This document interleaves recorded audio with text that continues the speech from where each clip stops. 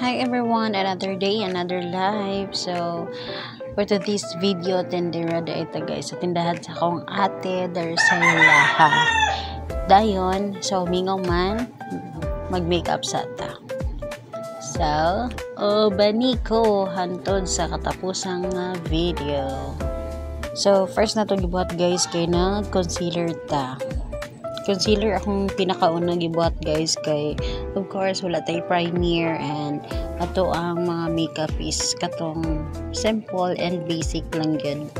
Then mo to next na to gibutang is foundation nako guys, kay gikan na siya sa pink blush. Ito simple na siya guys, sa kanang dili kay siya over nga bagga kaayo nga makeup, basta light ng light para ignon lang gyud nga naka makeup. So next na to gibuhati sa atong kilay, ang pinaka pagsubok bitaw gyud nako diri sa akong naong guys, kaya ang akong kilay grabe gyud akong kilay gud guys, dili pantay and also dili ko kabalo mangilay.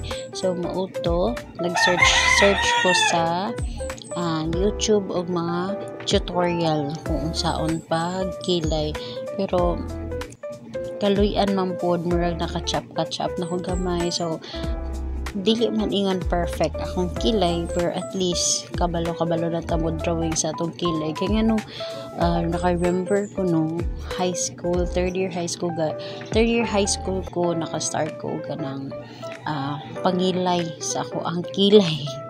Then eyebrow pa to amo ang kuan ginamit katong pencil nya, dili ko bagay og kanang color brown or dark brown. Ang akong shade is black gyud, kay akong kilay is so very black. Dayon mo to uso na mo sa una kaning mag eyebrow, then mang eyeliner may uso na mo sa una sa high school pa mi. Dayon pulbos lang dayon, so wala may uso ang mga foundation sa una, pulbos, then lipstick mo lang na mong gamit sa una. Remember ko guys, akong kilay sa una kay isa lang gud ka shade in town sa kuan ay ganang eyebrow. Ginoo ko no, dili ko ka kuan sa akong naong sa una ba nga ingana di akong naong no nagamit og kanang eyebrow nga pencil.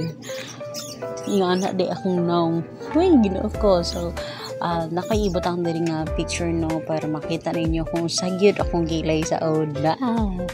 Then mo na no, next na ko gibuhat day guys kay kuan eyeshadow guys. Ang bagay sa ko nga color guys, basta mga eyeshadow, mga kanang sa akong blush is, akong shadow is mga nude lang, then white, light pink, ingana mo na ibagay sa ako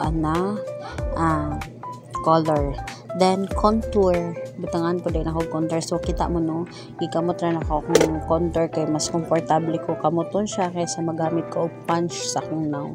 Then muna siya butang og ka ng mga highlighter sa akong ilong diri o sa ang kilid sa mata no. So kung tawagon na mo siya sa una is kanang murag muta-muta ang mga highlighter na siya guys. Wala mi kabalo sa una mga third year high school kung usay pangalan na highlighter din na siya karon. So nanaw daghan mo kini sikat nga mga beauty products, and also mga kanang lipstick, mga lip tint, mga yana lip balm, wala na sa una. Then mo na guys, butangan po din ako na siya og kanang kuan light pink ako ang kuan sa mata. Then lipstick pud nako guys, ang favorite color po nako sa lipstick nako is nude. So mara po kayo mabagay sa akong color guys, kaya akong color po sa akong skin is morena.